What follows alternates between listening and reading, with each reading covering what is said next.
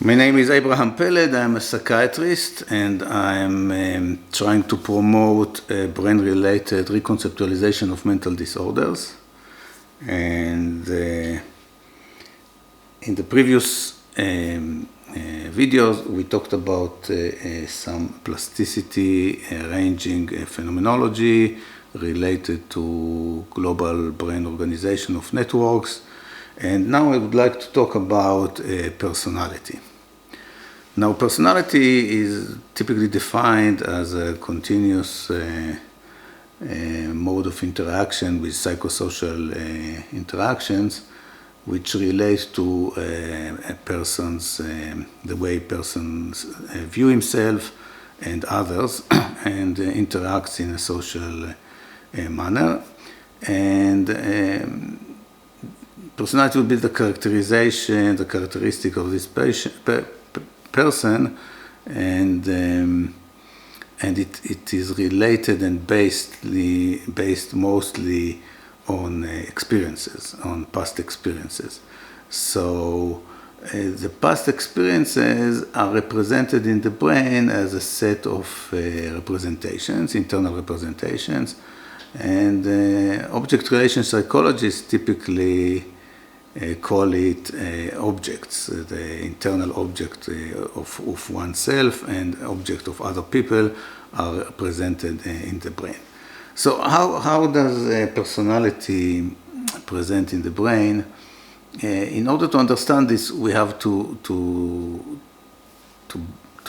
begin and reconceptualize the findings that we know about. We know that the brain has a resting state network, which is called the default mode network, which represents the connectivity patterns at rest. And when we think about how experience is embedded in the brain, we think typically about Hebbian algorithm. Donald Hebb in 1948 described that a network of neurons, like the ones in the brain, when neurons are activated, the connections between them are strengthened. And the opposite is also correct. So if we have a set of neurons that are activated, the connections between them are strengthened, and then the ability of these networks to fire together is increased because their connectivity is stronger and one neuron activates the others. So this is a way to embed information in the brain. Now, when someone has an experience or repeated experience, or like in learning or like any other experience in life, then the repeated activations of the neurons representing this experience strengthens the connection between them, and then there is an internal representation generated by these neural ensembles that represent the experience that has happened. So these are also sometimes called Hebbian ensembles. So this explains how when someone is growing up in a specific environment with specific experiences, these experiences are embedded into the network and create internal representations which act like a map. A map that tells us how to react and how to interpret and how to experience what is happening around us. So our current experience is based on our experiences in the past. So let's take a concrete example. If someone grows up and he has parents who are very criticizing, so they will never say a good thing to him. They will always criticize. They always say it's not good enough, not good enough, not good enough. And the experience, this kind of experience will create a characteristic representation that I'm not good enough, that the person is not good enough, okay?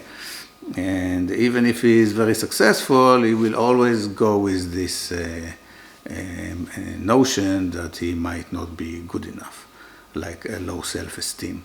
So this explains how growing up in a specific psychosocial environment actually shapes the internal representation of the person, of how he views himself and others, and this is based on the plasticity which is the strengthening of connections, which is along plasticity. We talked in the other videos about lifetime plasticity scale, which determines actually who we are and how we react and how we act and how we feel based on our lifetime previous experience.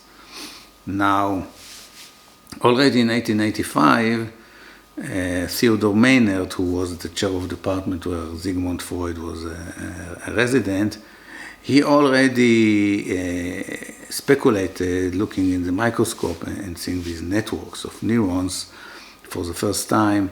He speculated that these networks these cells create a network, and this network is created or influenced by the experience that each one of us experience.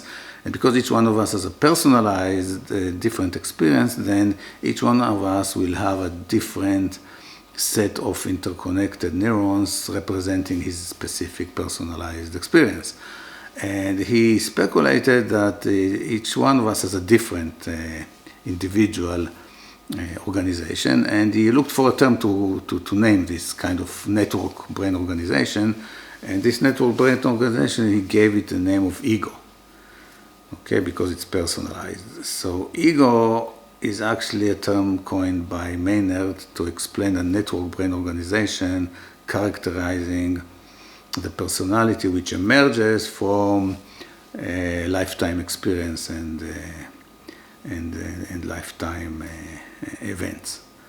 So here we can see how we can begin and take something like personality and begin and think about it and build a notion of a network, internal memory, internal representations, which we know that we have internal representations everywhere. We know that we have the homunculus, where the body surface is represented in the brain. So why not representing things that are more complex? We know that we represent objects in the brain, like a table, a house, or whatever, that we activate in order to recognize it. So why not have a more complex psychosocial world-like representation in the brain? And it's also actually very intuitive, because we can do a simulation in our brain of complex psychosocial events and interactions between us and others, and the fact that we can predict, for example, if I say something to a friend of mine, which I know very well, I can predict what will be his reactions, and this prediction is based on the fact that I have an internal representation of myself, of this person, of the interactions between us, of the emotions between us. And I can, in my brain, actually we do it all the time. We all the time do a simulation of what is going to happen when we interact with others, how they will react, how we will react, how we will feel. And these simulations help us adapt in the psychosocial complex events in the way that we can simulate, we can predict what is happening. We'll see if this is actually happening. If not, we correct it. And this updated internal representation is very dynamic and updates based on our everyday experience. So this could be a good basic start to think about personality disorders.